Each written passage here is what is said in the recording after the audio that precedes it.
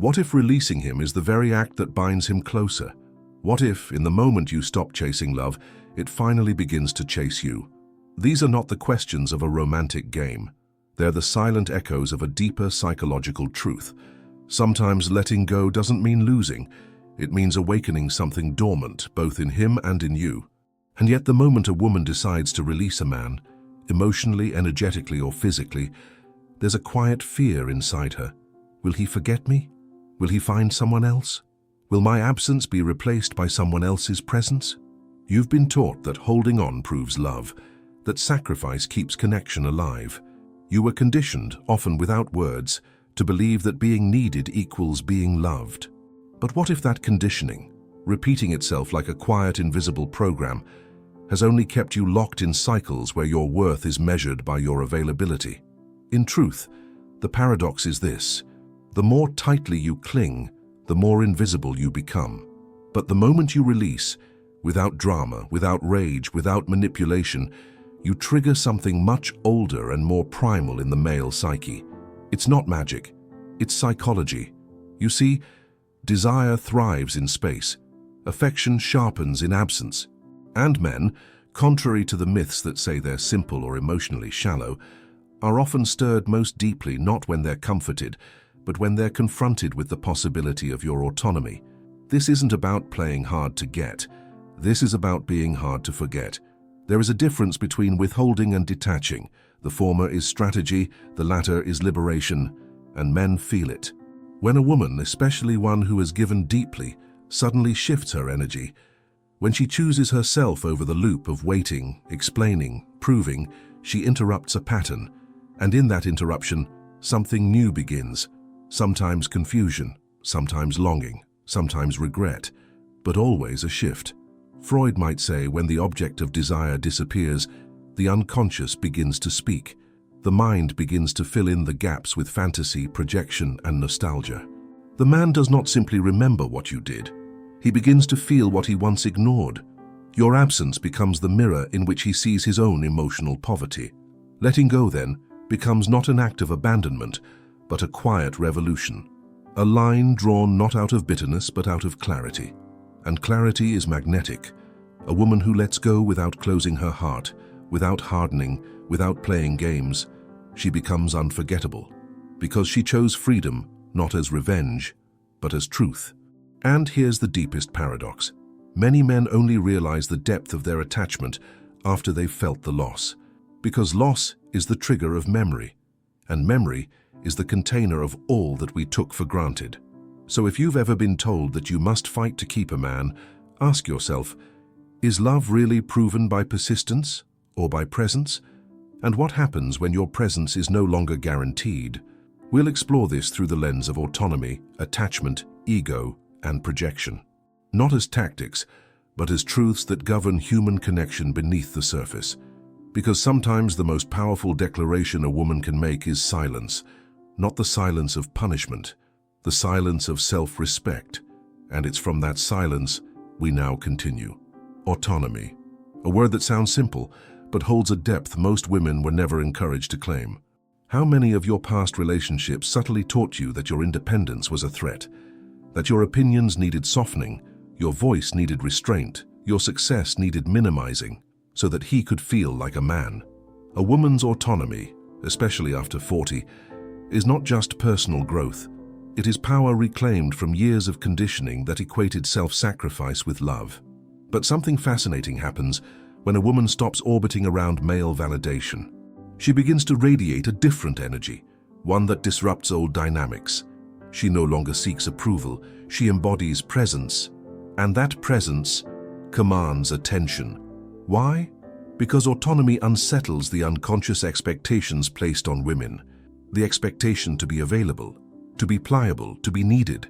When a woman chooses not to be needed, but to be whole, she becomes an enigma in a world conditioned to decode women by their relational roles. Men may not articulate this consciously, but behaviorally the shift is undeniable. They lean in more when you're no longer leaning forward. They listen deeper when you're no longer explaining. And they desire harder when you're no longer seeking to be desired. Freud once wrote that the ego is shaped by both love and loss. When a man meets a woman whose self-worth is not anchored in his responses, he faces an existential riddle. What does it mean when I can't define her by how much she needs me? It's a disruption of the familiar reward system. In behavioral terms, we call this an extinction of reinforcement. The behaviors he used to expect, your availability, your emotional labor, your approval, suddenly stop. But not out of punishment, out of peace. And the absence of that old reward triggers a new form of attention. He begins to observe, not just react. He becomes curious.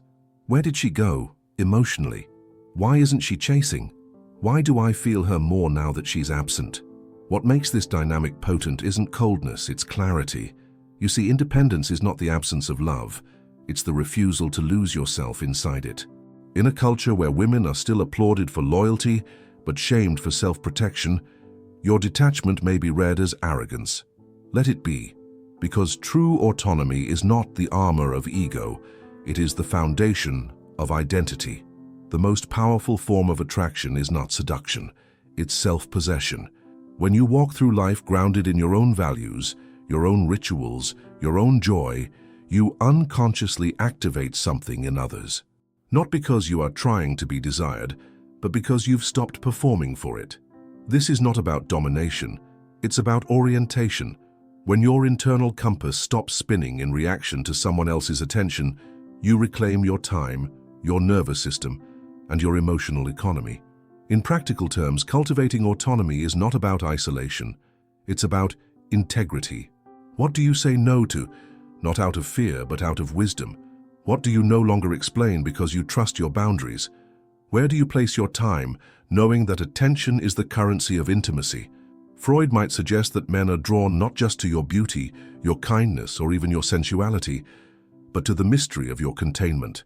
That you are no longer available on command, that you are no longer reacting, but choosing. And in that choosing, something ancient reawakens: respect. So if you've ever felt guilty for walking away, for going quiet, for no longer being emotionally accessible, pause and ask yourself, was it abandonment? Or was it, finally, autonomy? Because the woman who knows her own worth doesn't ask for permission to be whole. And from here, we enter the deeper layers of what detachment does to the psyche, and how letting go creates emotional imprinting far more enduring than any effort to hold on. There's a moment, a quiet, unceremonious shift, when a woman who once overextended, overexplained, and overfunctioned simply stops. No explosion, no ultimatum, just space. And it's in this silence, this pulling back, that something unexpected happens in the male psyche. He begins to feel, not just think, not just desire, but feel, because detachment is not rejection. It is a psychological rupture that forces the other person to confront a vacuum, one that was previously filled by your attention, your energy, your soothing. And when that supply is cut off, the emotional imprint begins. Behavioral psychology calls this an interruption of reinforcement. The routine interaction, the call he expected, the forgiveness you gave too quickly, the comfort you offered even when it wasn't earned, suddenly vanishes. And in its place, anxiety arises. Why? Because human beings are not simply attached to people, we're attached to patterns. When those patterns are broken, especially without warning, the subconscious interprets it as loss. And loss, as Freud explained, activates memory and idealization. Now you are no longer the woman he took for granted, you become the woman who left an echo. And the deeper the emotional bond, or even the fantasy of it, the stronger that echo becomes. Here's what most women don't realize. Letting go doesn't erase you from a man's mind. It often amplifies you, but not in the way fairy tales promise. It's not always romantic. Sometimes it's tormenting, because the emotional residue you left behind begins to haunt the very spaces where he once assumed your presence. This is particularly potent for men with avoidant or emotionally unavailable tendencies. Why? Because detachment confronts them with what they fear most, the end of emotional control. In attachment theory, avoidant men often devalue intimacy while secretly craving it. They pull back when things get close, but panic when real disconnection occurs. Your detachment, then, isn't just felt. It's internalized as a threat to their emotional superiority. They may not reach out immediately, They may appear indifferent. But the inner dialogue starts. Why did she stop? Is she really done? Has she found someone else? Because detachment, when authentic, triggers a crisis of identity. If he was emotionally dependent on your emotional labor, even subtly, your absence becomes more impactful than your presence ever was. This is the paradox of emotional imprinting. You leave a deeper mark not by clinging, but by releasing. Not all men respond the same way, of course. Anxious types may chase. Avoidance may withdraw further before circling back. Secure men might reach out with clarity and humility, but in all styles, one truth remains. Detachment creates symbolic anchoring. It becomes a moment their nervous system remembers, the moment she stopped giving what she always gave, the moment she no longer filled in the emotional gaps, the moment she walked, not because she hated him, but because she finally chose herself. And here lies the deeper psychological impact. Your silence becomes a symbol of boundaries, of change, of something he cannot control. Freud once said that we are governed more by what we repress than by what we express. And detachment in many ways is a form of repression for the receiver. The man is left not with your words, but with the absence of them. And in that space, fantasy begins. He imagines you as more radiant, more distant, more confident than perhaps you ever were. And in that imagined version, desire deepens. Not because you've changed, but because he can no longer access you. This is the subtle art of detachment. Not to manipulate, but to let go so completely that your dignity speaks louder than your words ever could. So ask yourself gently, are you still feeding a connection that only exists through repetition? Or are you ready to imprint, to shift, to let the silence do what your explanations never could? Because detachment is not abandonment. It is the deepest act of emotional self-respect. And in that self-respect, you become not just remembered, you become unforgettable. From this silence, we continue into the mirror, how absence reflects a man's hidden desires, and how the woman who lets go becomes the canvas of his deepest projections. There is a strange thing that happens in the psyche when someone vanishes, not through drama or destruction, but through quiet, unapologetic withdrawal. The woman who once listened, soothed, forgave, explained, stayed, stops, and her absence becomes louder than her presence ever was. But what exactly happens inside him? Why does the silence provoke more obsession than the sound of your affection ever did? The answer lies in something ancient and psychological: projection. When you are gone, not just physically but emotionally, he no longer sees you as you are. He begins to see himself in the space you've left behind. His fears, his fantasies, his regrets, his longing, all find a mirror in the version of you that now lives only in his mind. You become a symbol, not of who you were, but of who he now wishes you were, or who he finally realizes you actually were, once it's too late. And this is where Freud's concept of narcissistic attachment quietly takes root. It's not always about being in love with you. It's about being in love with the self he saw reflected in your eyes. Your love for him, your tolerance, your emotional labor, it reinforced his worth, his desirability, his illusion of emotional superiority. But the moment you step away, you take that reflection with you. And now he faces the truth. Without your gaze, he's invisible. Without your care, he's confronted with his emotional vacancy. So he projects. He imagines you thinking of him when you're not. He fantasizes that you're still checking his messages, missing him, hoping for a return. He convinces himself that if he reached out, you'd answer with the same softness you always gave. And in this projection, the emotional bond intensifies, not because of your presence, but because of the empty frame where your image used to be. This is the mirror effect. Your absence doesn't erase you. It refracts him. It becomes a surface onto which he casts all the feelings he never expressed. You become an unfinished sentence, one he keeps rewriting in his mind. But there's another dimension, one just as important. The woman who lets go must not return to the role of reflection, because when you start performing the version of yourself he's projected, just to be wanted again, you disappear all over again. You stop being real. You become a fantasy, a mirror, a surface. Instead, you must remain in your authenticity. That's where true attraction lives. Not in the version of you that caters to desire, but in the version of you that reflects your truth. This is what it means to be unforgettable. Not because you played a role well, but because you broke the role entirely.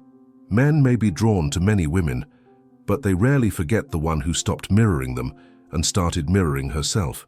In this psychological space, the woman becomes the symbol of self-definition, not someone to possess, but someone to understand. And often they cannot, because authentic women don't reflect a man's ego. They reveal its limits. And that is what makes your absence so haunting. In behaviorism, this is called a phantom reinforcement. The memory of past reward continues to drive behavior even after the source of that reward is gone. He may still check your social media, remember your smell, hear your voice in quiet moments, not because you're still his, but because you were real in a way that no longer exists in his daily life. So when he finally sits in silence, when he's no longer chasing the next distraction, what remains is the impression you left, not because you begged, not because you proved, but because you left. And in your leaving, you became the mirror that no longer reflects him, but reveals him. That is power, not the kind you wield over others, but the kind that returns to you when you stop performing. And from that place we begin to understand. Letting go was never about giving up. It was about stepping back so the truth could finally take shape. And now we move into the final moment of reflection. How you can use this power consciously, not to manipulate, but to live with emotional sovereignty. And how by doing so, you transform not only your relationships, but yourself. Letting go. It's a phrase so often romanticized and misunderstood. It's not an escape. It's not surrender. And it's certainly not weakness. Letting go is a boundary drawn in silence, a psychological shift that says, I will no longer participate in my own neglect. But perhaps you still wonder, how do I know if I've truly let go? The answer is not found in the absence of longing. It's found in the absence of self-abandonment. When a woman finally lets go, something sacred happens inside her. It's not always a relief. Often it's grief. Grief for the years she held on, for the emotional labor she performed without recognition, for the parts of herself she lost in the effort to be enough. But with that grief comes clarity, and with clarity comes a new kind of strength. Quiet, undramatic, and deeply rooted. This is not the kind of strength that makes headlines or draws applause. It's the kind of strength that allows a woman to sit with herself in stillness and say, I deserve a love that doesn't require me to disappear. So what really happens when you let go? Not from resentment, but from understanding. You create space, space for your nervous system to breathe, space for your attention to return to yourself, space for someone else, not just a partner, but a friend, a passion, a purpose, to enter without having to compete with a bond that was sustained by your exhaustion. And paradoxically, it is in this space that many men wake up, not because they suddenly become wiser, but because the system that fed their comfort is no longer functioning. This is not vindication, it's psychology. In behavioral science, when a conditioned response is no longer rewarded, the organism reacts with confusion, escalation, and, eventually, adaptation. You stop rewarding his inconsistency with emotional access. You stop responding to breadcrumbs with feasts. You stop proving your worth to someone who treated your presence like background noise.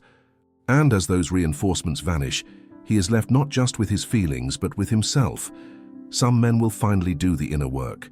Some will just chase new validation, but none will forget the woman who removed herself without spectacle, because that act alone shattered the illusion that love is earned through sacrifice. Freud might suggest that what we truly crave in relationships is not pleasure, but resolution, a return to the self we lost in childhood, in trauma, in fantasy. And when you stop being the caretaker of someone else's emotional wounds, you return to your own.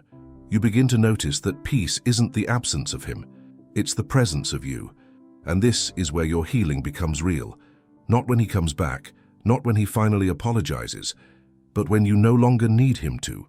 This is what autonomy feels like. It's not loneliness, it's liberation. You walk through your home without checking your phone. You go to sleep without waiting for a message. You laugh, you create, you connect, with no residue of shame, no invisible leash pulling your heart toward a door that always stayed half closed. And from this place, You stop asking why he didn't choose you. You start asking why you kept choosing pain. You no longer try to be unforgettable. You simply are because you stopped performing and started being. So now I ask you, where in your life are you still holding on? Out of fear, out of hope, out of habit? What would change if you stopped asking for a response and started listening to your own silence? In the comments, tell me, what was the moment you knew it was time to let go? What did you gain when you finally stopped proving, pleasing, or waiting? If this journey of self-respect and emotional clarity resonates with you, subscribe. Not for promises of fast healing, but for real insight into how to reclaim your story, your voice, your peace. Because emotional freedom begins where guilt ends. And remember, a woman who walks alone is not always lonely. Sometimes she's complete.